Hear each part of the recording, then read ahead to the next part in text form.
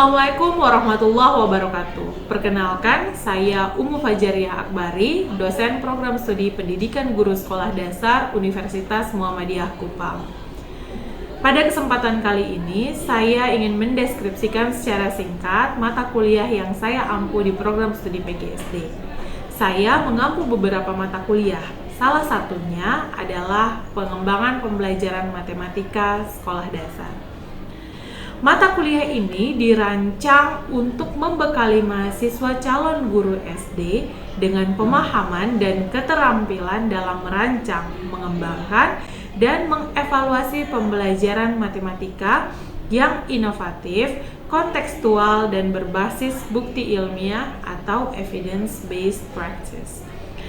Mata kuliah ini memiliki beberapa capaian pembelajaran yang mencakup kemampuan mahasiswa dalam menganalisis kurikulum matematika SD, mengembangkan perangkat pembelajaran yang inovatif dan kontekstual, menerapkan pendekatan, strategi, dan media pembelajaran yang tepat untuk meningkatkan pemahaman konsep matematika peserta didik di tingkat sekolah dasar. Materi yang dibahas meliputi prinsip-prinsip pengembangan pembelajaran, analisis kurikulum, penyusunan RPP dan modul ajar, pemanfaatan media konkret dan digital, juga mengintegrasikan pendekatan pembelajaran yang terbukti efektif, serta evaluasi pembelajaran matematika berbasis kompetensi. Metode pembelajaran yang digunakan bersifat aktif dan kolaboratif seperti diskusi, studi kasus, micro-teaching, dan project-based learning. Sedangkan penilaian dilakukan melalui tugas individu dan kelompok, presentasi, serta ujian tengah dan akhir semester. Melalui mata kuliah ini diharapkan mahasiswa mampu menjadi guru sekolah dasar yang kreatif, reflektif, dan profesional dalam merancang pembelajaran matematika di tingkat sekolah dasar yang menyenangkan dan bermakna. Sekian, terima kasih. Wassalamualaikum warahmatullahi wabarakatuh.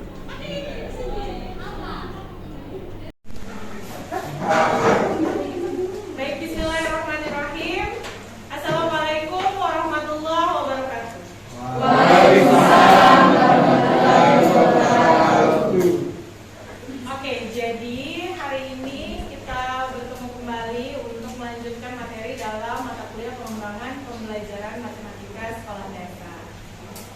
Ada yang masih ingat materi sebelumnya apa?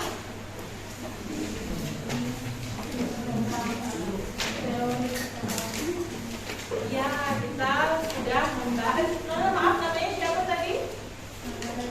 Margaret. Oke, jadi minggu lalu sudah kita bahas terkait teori-teori perkembangan kognitif dan teori-teori belajar matematika ya. Kita sudah bahas tentang gaya belajar belum? Sudah atau belum? Sudah. Ya, sudah juga ya. Nah, hari ini kita akan, setelah kita membahas teori-teori itu, kita akan bahas tentang bagaimana mengembangkan pembelajaran matematika di sekolah dasar, mengintegrasikan kemampuan matematis dan aktivitas berbasis riset atau bukti.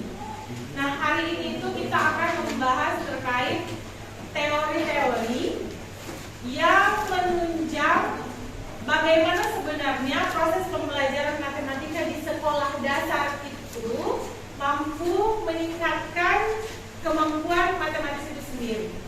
Jadi aktivitas seperti apa sih yang secara riset, secara saintifik sudah terbukti akan meningkatkan kemampuan matematis siswa. Kita akan bahas juga apa saja kemampuan matematis siswa itu, jenis-jenisnya. Nah, tujuan pembelajarannya hari ini, pertama kita akan memahami jenis-jenis kemampuan matematis itu tadi. Kemudian menjelaskan pentingnya aktivitas berbasis bukti atau evidence-based practice. Nah, evidence-based practice itu adalah kegiatan-kegiatan dalam proses pembelajaran matematika, aktivitas dalam proses pembelajaran matematika yang sudah terbukti nih bakal meningkatkan kemampuan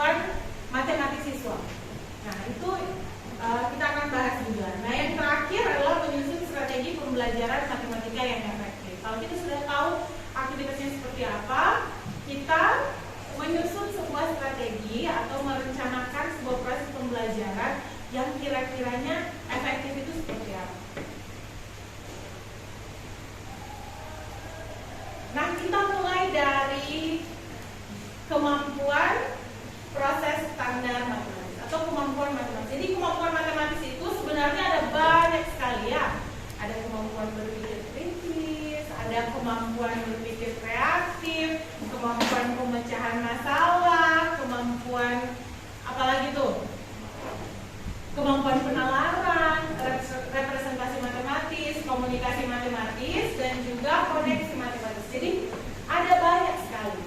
Tetapi yang ditetapkan oleh NCTM, sebuah badan yang menaungi proses pembelajaran matematika itu, ada 5 proses standar dalam aktivitas penyelesaian masalah dalam matematika ya. Ada 5 proses standar. 5 proses standarnya itu apa saja? Ada yang dimulai dari pemecahan masalah, problem solving. Kemudian penalaran dan pembuktian atau reasoning and proof. Lalu ada komunikasi matematis, ada representasi, dan ada koneksi matematis. Nah, Ibu, seperti apa sih kemampuan-kemampuan itu? Apakah terlalu banyak jenisnya ya? Padahal kalau kita belajar kan hanya belajar penjumlahan, pengurangan, perkalian, bangun data, bangun ruang. Tapi kok dipecah-pecah lagi dalam kemampuan. Nah, untuk kemampuan pemecahan masalah sendiri, kemampuan mengenali masalah, mengidentifikasi masalah, lalu menyiapkan solusi penyelesaian masalah, lalu memilih strateginya, menyiapkan solusi dan memilih strateginya, dan menyelesaikannya secara sistematis. Jadi siswa itu atau kita sendiri ini dikatakan memiliki kemampuan pemecahan masalah matematika yang baik kalau misalnya kita dihadapkan pada suatu masalah matematis. Kita mampu mengidentifikasi masalahnya apa. Kemudian kita mampu menyusun strategi atau mencari solusinya seperti apa dan menerapkan solusi tersebut secara sistematis. Lebih ke nah contohnya itu misalnya pada penalaran dan pembuktian atau reasoning and proof menjelaskan mengapa suatu bilangan genap kalau dibagi 2 itu hasilnya selalu bilangan bulat. Kenapa ya? Kira-kira mari kita berpikir. Ada tidak yang pernah tiba-tiba dulu kenapa ya kalau bilangan genap dibagi 2 hasilnya selalu bilangan bulat? Kenapa ya? Ada yang bisa? Nah itu, di situ kan terjadi proses bernalar ya. Mereka bernalar, mencari informasi-informasi atau alasan-alasan yang logis nih, yang masuk akal nih. Nah kemudian untuk kemampuan komunikasi matematis,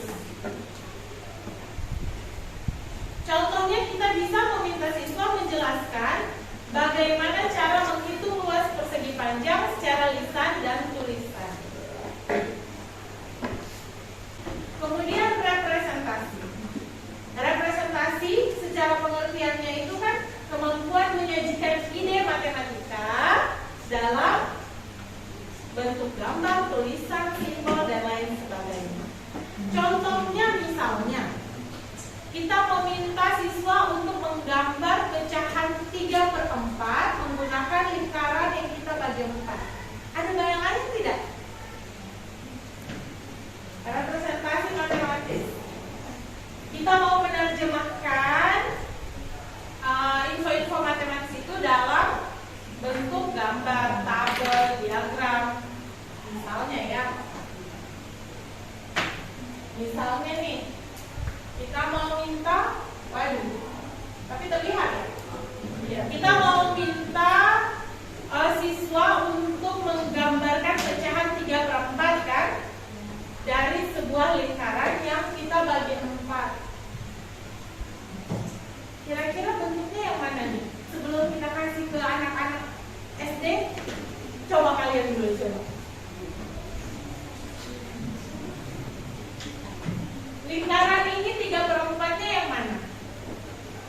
Ini kan kita bagi 4. 3/4-nya itu yang mana, silakan?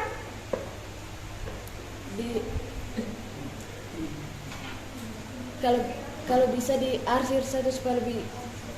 Mau coba silakan maju ke depan.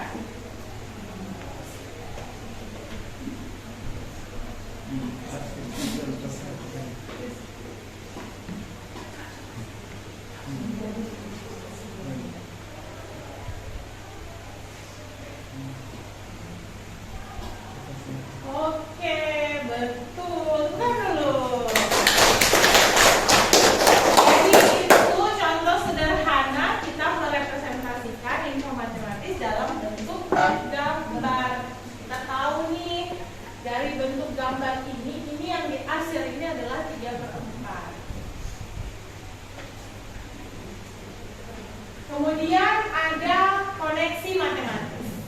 Itu contohnya jelaskan bagaimana hubungan antara luas dan perkalian panjang kali lebar.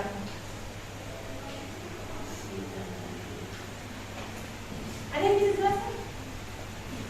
Hubungan antara luas dan perkalian panjang kali lebar. Kita mengkoneksikan nih. Jadi kan luas itu, saya luas persegi panjang diperoleh dari perkalian panjang kali lebar. Nah itu kita mengkoneksikan konsepnya. Luas diperoleh dari perkalian panjang kali lebar. Itu kita mengkoneksi konsep-konsep matematis. Nah sekarang apa saja kegiatan atau aktivitas yang bisa kita berikan kepada siswa untuk meningkatkan kemampuan tadi? Secara saintifik, secara ilmiah, terbukti ada 4 kegiatan utama yang bisa kita berikan kepada siswa untuk meningkatkan atau menguatkan kemampuan tadi itu. Yang pertama adalah retrieval practice atau latihan mengingat kembali. Kemudian ada pengulangan bersela atau spaced repetition. Kemudian adalah contoh yang lengkap atau contoh yang dikerjakan, work example, dan ada pengkodean ganda. Ibu, apa nih Ibu, kami tidak paham. Sebenarnya ini adalah aktivitas yang sering sekali kita lakukan pada saat kita sekolah dulu dan sudah sering sekali kita temui. Misalnya latihan mengingat kembali. Latihan mengingat kembali itu kita melakukan misalnya menyelesaikan soal dengan cepat, soal hitungan itu dengan cepat, melatih kita untuk mengingat kembali. Misalnya 6 kali 4 berapa? 24. Kan sebelumnya kan kita disuruh untuk menghafal kan, menghafal perkalian kan. Nah, proses mengingat kembali itu untuk menanamkan materi tersebut dalam memori jangka panjangnya kita. Jadi ada yang namanya teori working memory atau memori bekerja. Nah, ini ada salah satu teori lagi nih. Nah, working memory ini itu mengatakan bahwa ketika kita mengerjakan sesuatu, memori yang atau kapasitas memori yang kita gunakan itu terbatas. Itulah mengapa kalau misalnya Ibu ngajar di matematika, Ibu teriak-teriak di depan, kali ini bisa latihan soal semua bisa kerja, benar. Tapi sampai rumah lupa kan? Hilang kan? Sering merasa seperti itu tidak? Sering kan? Nah itu ternyata tuh ada teorinya bahwa ketika kita sedang menyelesaikan suatu tugas, kita menggunakan working memory kita atau memori bekerja kita. Nah memori bekerja itu kapasitasnya terbatas. Nah dari memori bekerja itu dia bisa diteruskan ke long term memory atau memori jangka panjang ketika kita melakukan latihan-latihan penguatan dengan mengingat kembali. Jadi kalau misalnya kayak kita mengerjakan soal, misalnya hari ini kita belajar tentang luas atau volume kerucut, bisa nih, tapi tidak ada latihan pengulangannya atau tidak ada proses mengingat kembalinya, maka lupa kan? Tapi coba kalau misalnya besok atau 2 hari kemudian kita kerjakan lagi soalnya, 3 hari kemudian lagi kita kerjakan lagi soalnya, itu cenderung kita lebih mampu kan menyelesaikan masalah-masalah yang sudah kita pelajari. Nah, jadi aktivitas seperti itu. Jadi kita kalau sebagai guru merencanakannya itu, mungkin di 2-3 pertemuan lagi itu kita mengulang sedikit, memberikan semacam kuis dengan kuis cepat-cepatan lah, cepat-cepatan menghitung. Itu latihan mengingat kembali. Nah, apa tujuannya Ibu? Tujuannya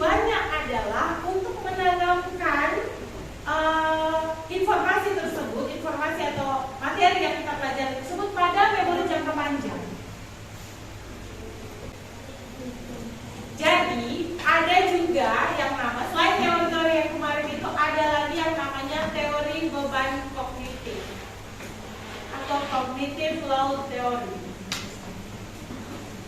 Ketika kita mengajarkan sesuatu kepada siswa itu terlalu banyak nih, terlalu banyak, itu tuh memberikan beban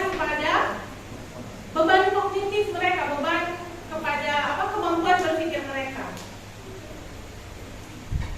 Kenapa tadi harus ada latihan untuk mengingat kembali atau pengulangan? Kenapa harus ada seperti itu? Itu kan untuk kita ini misalnya memori jangka panjang ya. Ini memori kita lagi kerja nih, lagi belajar nih.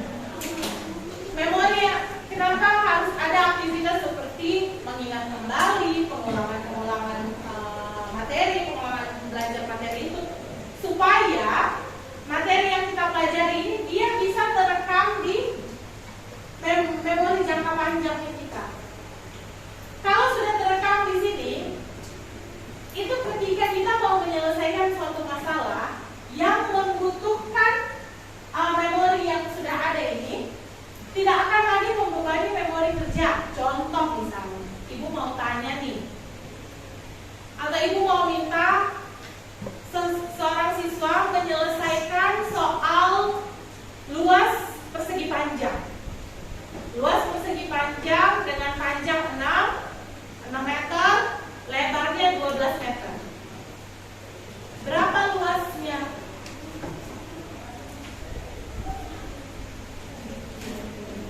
72 meter persegi. Oke. 72 meter persegi. Tapi itu karena kan kita sudah punya pemahaman sebelumnya terkait perkalian itu kan. Bayangkan kalau kita tidak punya pemahaman sebelumnya terkait perkalian. Energi kita hanya akan habis di berusaha menyelesaikan 6 kali 12. Jadi tidak punya lagi kapasitas memori untuk memahami konsep luas itu sendiri. Padahal kan yang mau diajarkan konsep luasnya kan, bukan perkaliannya.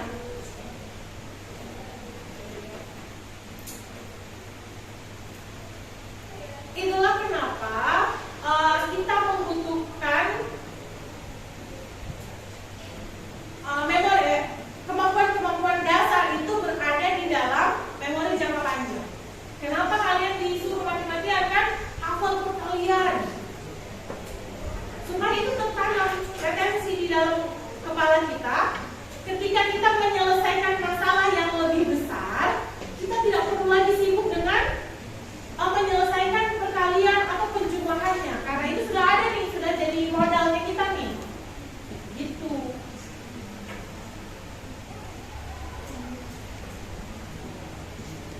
Jadi kalau misalnya kita sudah belajar di volume, kita hanya belajar konsep volumenya. Bukan lagi membebani kemampuan berpikir kita itu dengan ada perkaliannya, penjumlahannya. Akhirnya kita lupa volume itu sebenarnya apa. Harus bolak-balik lagi cari rumusnya. Bisa dipahami ya?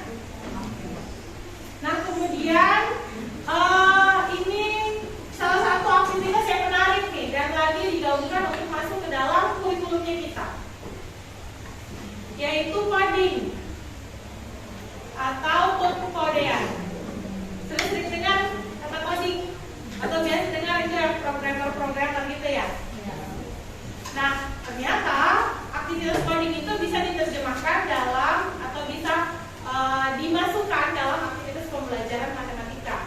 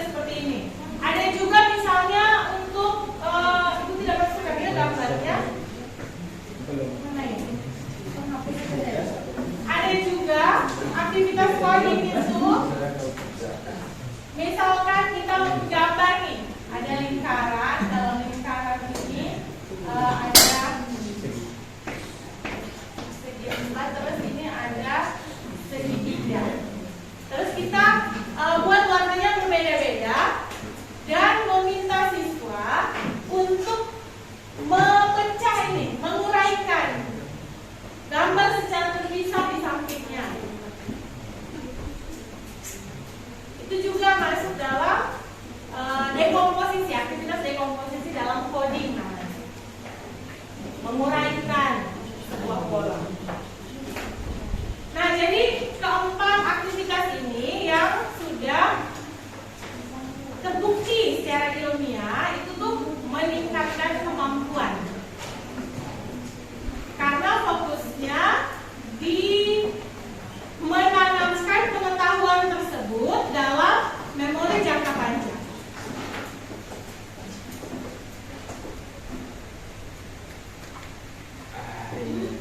Oke, nah jadi ada pertanyaan dulu? Ibu saya belum paham yang tadi.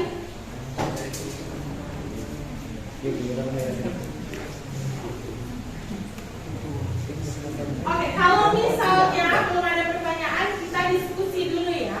Punya beberapa pertanyaan diskusi. Ini ada berapa kelompok ya? 1, 2, 3, 4, 5, 6, 7. Kita bertiga Kelompok.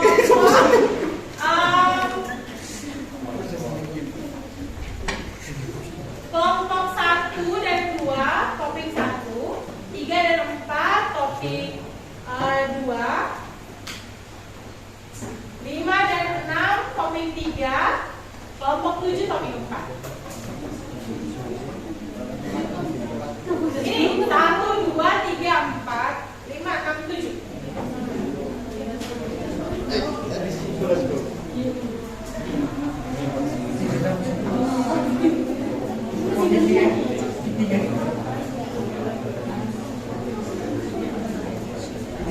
Topiknya tidak susah. Jadi 5 menit saja, 5 menit. Diskusikan dengan temannya. Sudah? Oke, silakan. Nama siapa? Agustinus. Jadi pakai Raja.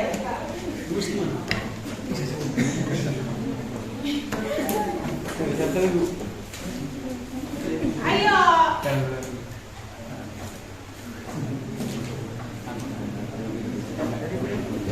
Apakah masih perlu? Sekarang ini kita mengambil perkalian, kan ada kalkulator. Kan proses pembelajaran juga sudah bergeser tuh. Dulunya menghafal, sekarang berkenalan. Ditekankan pada pemahaman. Apakah masih perlu? Ini kita menghafal nih.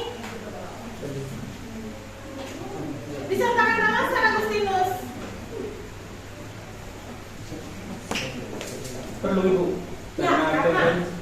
Karena contohnya begini Bu, karena kita bisa menghafal perkalian contohnya pada saat kita ada orang suruh beli barang di kios, pas kembaliannya kita bisa tahu. Contoh Lebih kepada pemanfaatan dalam kehidupan sehari-hari ya. Oke. Mantap. Menurut Agustinus tetap kita harus hafal untuk perkalian supaya tidak ditipu kasih nomaran. Aduh, brand. Topik 2 itu pendekatan visual atau verbal nih yang lebih efektif. Kira-kira visual itu kita menampilkan gambar, verbal itu ngomong-ngomong jalan terus. Mana nih yang lebih efektif?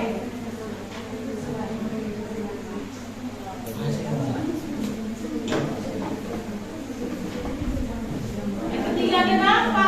Siswa itu mudah lupa. Kalau diajarkan dia paham, tapi evaluasi pas ujian lupa semua. Pas latihan 100, pas ujian 50 nilainya. Mana? Silakan. Namanya siapa? Kelompok 4 kan?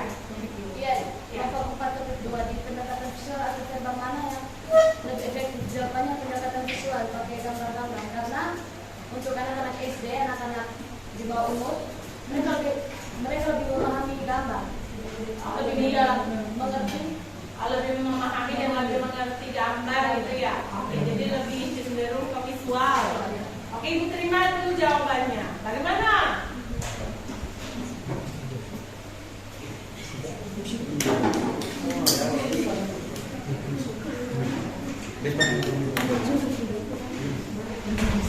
Kelompok 3 ya. Yang ini. Untuk topik 3 gimana?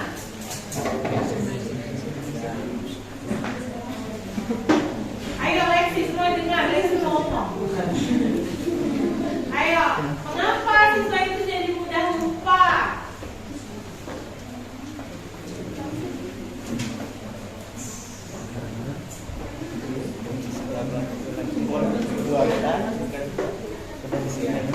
Ya.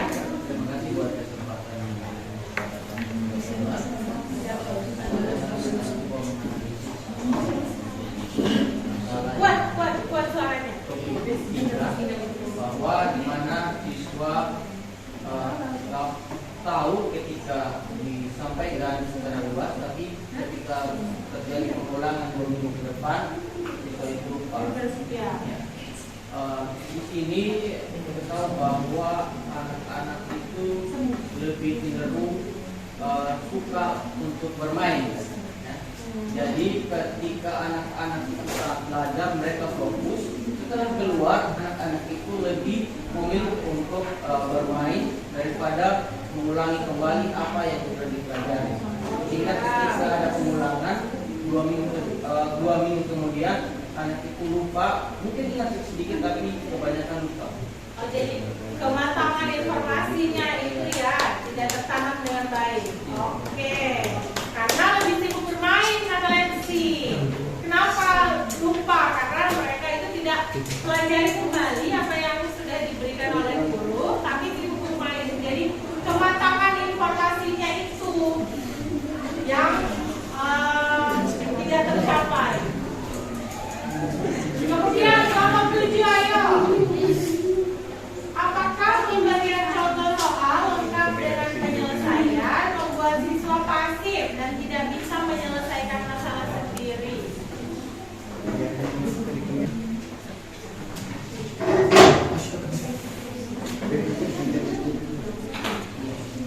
Oke, jadi itu rangkumi jawabannya.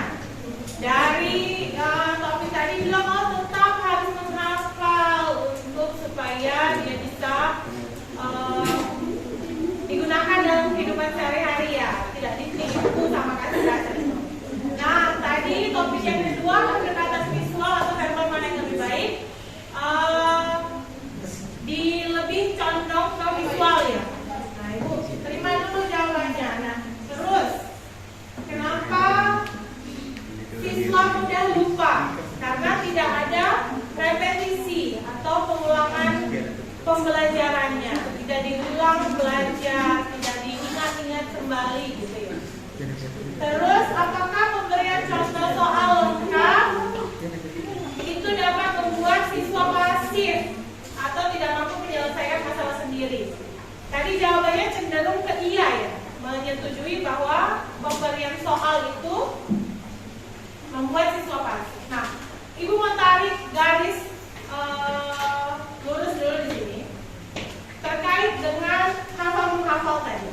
Hafal menghafal itu walaupun proses pembelajaran matematika sekarang itu lebih berfokus pada siswa itu harus paham, harus bernalar, harus punya proses berpikir tertentu gitu. Tapi kita tidak bisa mengesampingkan pentingnya siswa untuk menghafal konsep-konsep dasar. Perkalian, penjumlahan, rumus-rumus,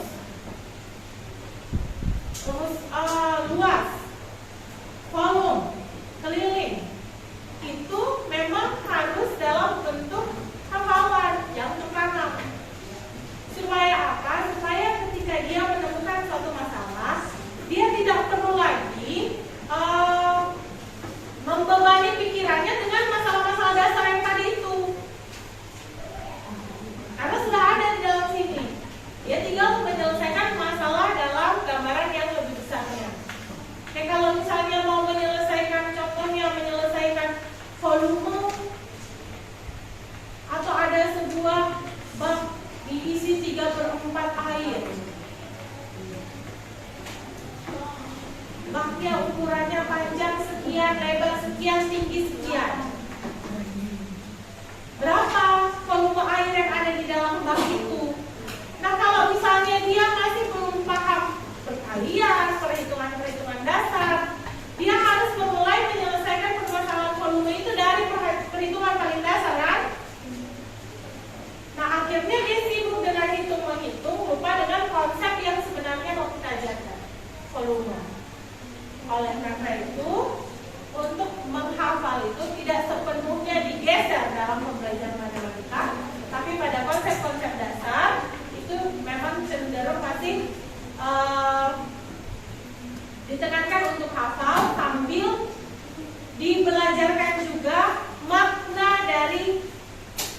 makna dari perkalian. Hafal perkalian, misalnya 4 kali 3 itu maknanya apa? Nah, walaupun dia hafal 4 kali 3 itu 12, tapi dia tahu 4 kali 3 itu adalah 3 tambah 3 tambah 3 tambah 3. 3 tambah 4 kali kan? Nah, kemudian pendekatan visual atau verbal mana yang lebih efektif? Sebenarnya dua-dua efektif. Tergantung apa yang mau kita ajarkan dan kebutuhan siswa. Misalkan kita guru matematika kan, mau ajar bangun data, bangun ruang, otomatis harus pakai gambar dong, supaya mereka tahu ada objek yang diamati. Bangun data persegi seperti apa, bedanya dengan persegi panjang seperti apa, segitiga bagaimana, yang sama kaki, sama sisi, siku-sikunya seperti apa. Tapi kalau misalnya kita guru bahasa Inggris, mau ajar tentang pronunciation, apakah kita pakai gambar? Tidak kan? Kita pakai audio, suara, lisan, diverbalkan. Jadi lebih kepada kita pintar-pintar menyesuaikan kebutuhan materi dan kebutuhan siswa. Kemudian mengapa siswa mudah lupa? Tadi sudah benar, tidak adanya aktivitas pengulangan supaya semakin mematangkan pemahaman siswa terhadap suatu materi. Kemudian, apakah pemberian contoh soal lengkap dengan penyelesaian membuat siswa pasif? Kalau misalnya semua permasalahan itu diberikan dengan contoh soal yang sudah dikerjakan, ya bisa cenderung siswa menjadi pasif. Siswa hanya tahu contoh itu saja.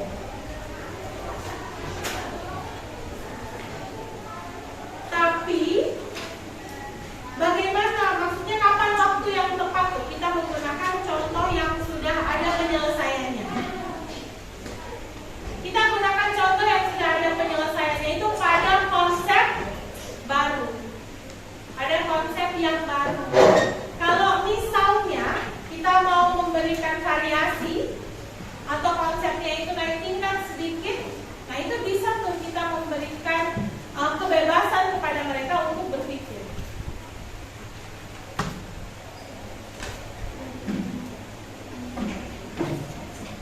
Nah, itu kira-kira kesimpulannya ya. Apakah ada pertanyaan? Tidak, itu kita pulang saja. Ada pertanyaan tidak, Lexi? Oh, tidak ada.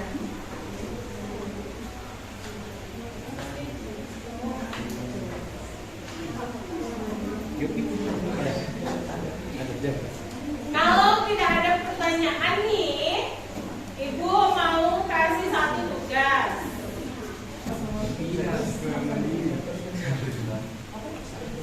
Ibu mau tanya. Mau tanya, bagaimana harusnya? Ini untuk tugasnya ini untuk kerja kelompok atau? Masing-masing lah. Masing-masing. Kumpulnya kapan Ibu? Kumpulnya di pertemuan berikut. Masih ada pertanyaan?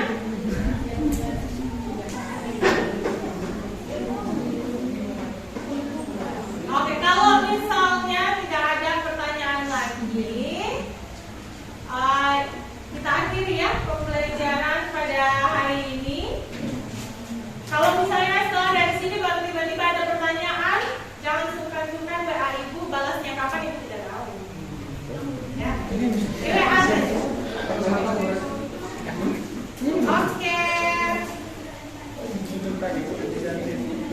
Kalau begitu, Ibu tutup perkuliahan kita pada hari ini. Terima kasih atas partisipasi aktifnya. Kita bertemu kembali minggu depan ya. Assalamualaikum warahmatullahi wabarakatuh.